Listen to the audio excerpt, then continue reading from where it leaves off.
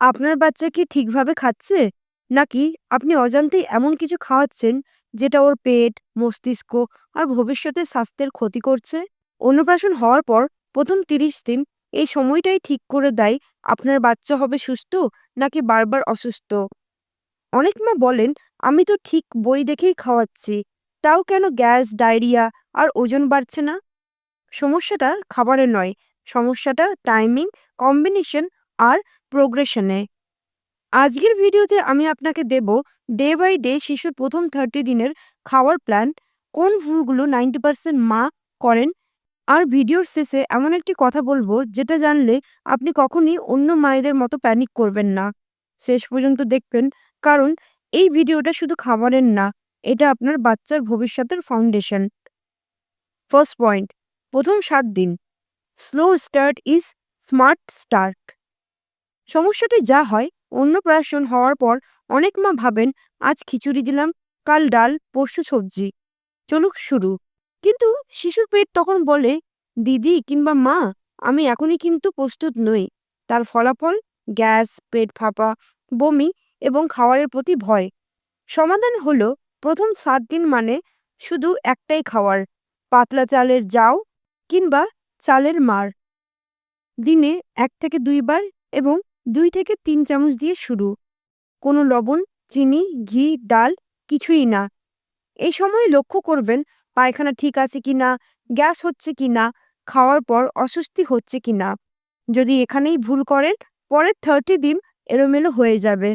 কিন্তু আসল বিপদটা শুরু হয় দ্বিতীয় সপ্তাহে। সেকেন্ড পয়েন্ট, দিন 8 থেকে 14 দিন, ওয়ান ইনগ্রিডিয়েন্ট রুল। সমস্যাটি যা হয়, এই সময়ে অনেক মা করেন সবচেয়ে বড় ভুল। আজ চালের সাথে ডাল মেশায়, কাল সবজি মেশায়। কিন্তু বাচ্চার পেট তখন ডিটেকটিভ হয়ে যায়, আমাকে গ্যাস দিল কে? সমাধান সমাধান হলো, দিন 8 থেকে 14 মানে একদিনে একটাই নতুন খাবার। উদাহরণ যেমন, প্রথম 8 থেকে 10 দিনের মাথায় পাতলা ভাত এবং সামান্য ডাল জল। 11 থেকে 14 দিনের মাথায় ভাত প্লাস সেদ্ধ কুমড়ো বা গাজর ম্যাশ। এই খাবার 2 থেকে 3 দিন রিপিট করুন এবং রিয়াকশন দেখুন। যদি র্যাশ, লুজ মোশন বা বমি হয়, সেই খাবার সঙ্গে সঙ্গে বন্ধ।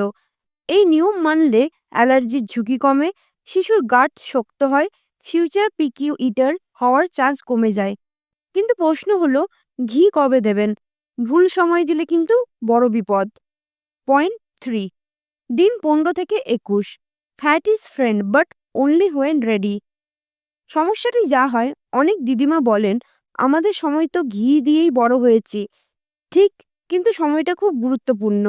সমাধান হলো, 15 থেকে 21 দিনের মাথায় 2 থেকে 3 ফোঁটা ঘি দুপুরের খাবারে শুধু, এবং ভালোভাবে ম্যাশ করা ভাতে। তাহলে ঘি কেন দরকার? এটি ব্রেন ডেভেলপমেন্ট, ওয়েট গেইন এবং এনার্জি বুস্ট করতে সাহায্য করে। কিন্তু বেশি ঘি মানে গ্যাস, পেট ব্যথা এবং খাবার বন্ধ। বলুন তো, আপনি কি কখনো বাচ্চাকে 1 চামচ বেশি খাইয়ে রিগ্রেট করেননি তো? এই সপ্তাহে আরও যোগ করতে পারেন অ্যাপেল, নাশপাতি সেদ্ধ এবং সেটা ভালোভাবে ম্যাশ করে। কিন্তু এখানেই শেষ না। পয়েন্ট 4, দিন 22 থেকে 30 দিনের মাথায়, যেটি হলো বিল্ডিং ব্যালেন্স। সমস্যাটি যা হয়, এই সময়ে মারা ভাবেন, এবার তো সব খাওয়ানো যাবে। না, এখনো না। সমাধান হলো, দিন 24 থেকে 30 মানে ব্যালেন্স ইন্ট্রোডাকশন। ভাত, সবজি, দু রকমের কিন্তু বেশি নয়। সপ্তাহে 2 দিন ডাল, দিনে সর্বোচ্চ 2 বার মিল সলিড। এখানে কিন্তু কোনো রকমের লবণ, চিনি, বিস্কুট বা প্যাকেট ফুড দেওয়া যাবে না। এই সময়ে আপনার বাচ্চা শিখছে খাবার মানে কমফোর্ট, ফিয়ার নয়। এটাই ফিউচার ইটিং হ্যাবিট তৈরি করে। যে কমন ভুলগুলো করে থাকে, সবচেয়ে ডেঞ্জারাস ভুলগুলো হলো জোর করে খাবার খাওয়ানো, অন্য বাচ্চার সাথে তুলনা করা এবং না খেলেই দুধ বন্ধ করে দেওয়া।